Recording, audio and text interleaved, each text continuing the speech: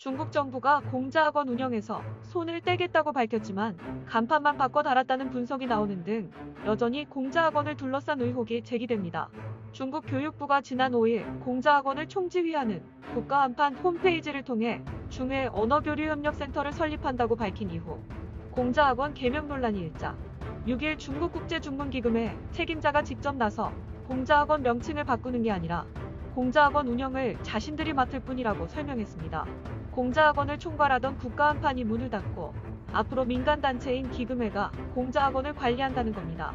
전문가들은 이런 조치에 대해 공자학원을 중국 정부가 철저히 통제, 조종하는 걸 해석하고 은폐하려는 의도라고 분석했습니다. 홍콩의 빈과일보도 공자학원이 공산당 선전도구라는 국제 비난에 직면하자 겉만 바꾸고 속은 그대로 유지하는 수법을 쓰고 있다며 여전히 공산당의 통제하에 있을 것으로 전망했습니다. 중국 정부는 중국어와 중국 문화 보급으로 다양한 문화 발전과 화목한 세계를 만드는 데 기여하는 게 공자학원의 설립 목적이라고 밝힌 바 있습니다.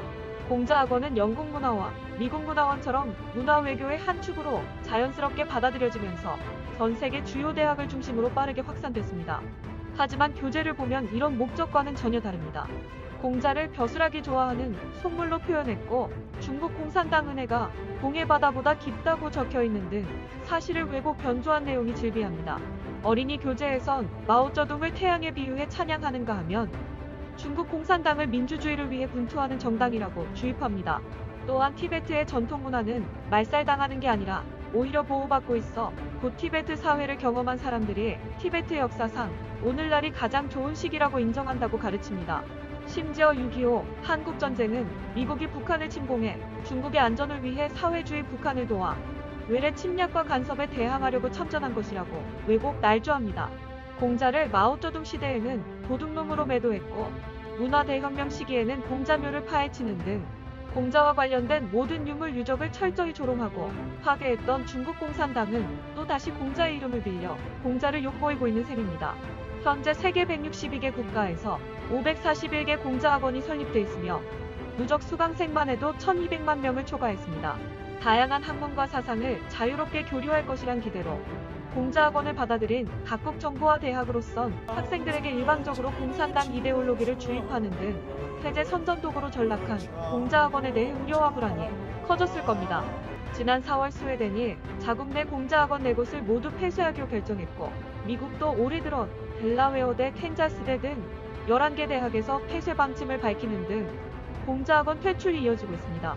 캐나다 발행 환구화보는 캐나다 정보기관 보고서를 인용해 공자가 캐나다에서 스파이 활동을 하는가라는 제하의 기사에서 공자학원이 체제 선전과 첩보 활동을 위한 기관이라고 보도했습니다. 2018년 2월 미국 상원 정보위원회 청문회에 출석한 크리스토퍼 레이 FBI 국장도 중국 정부가 공자학원을 비롯해 중국계 교수, 학생, 연구원을 정보 수집원으로 활용하는 행태가 미국 전역에서 관찰되고 있다며 공자학원이 미국 내 중국 유학생과 중국 민주화운동 인권활동과 관련된 재미 중국인의 동향을 감시하는 거점으로도 악용되고 있다고 밝혔습니다. 브뤼셀 자유대 공자학원 원장 숭신닝은 지난해 10월 스파이 혐의로 벨기에 입국을 거부당했습니다. 중국인이라면 언제 어디서든 중화인민공화국 국가정보법에 따라 스파이가 돼야 합니다. 국가정보법 제1장 제7조에 모든 조직과 국민은 모두 법에 따라 국가정보 업무를 지지, 협조, 호응해야 하고 국가정보 업무를 통해 알게 된 비밀을 지켜야 한다고 법제화했습니다.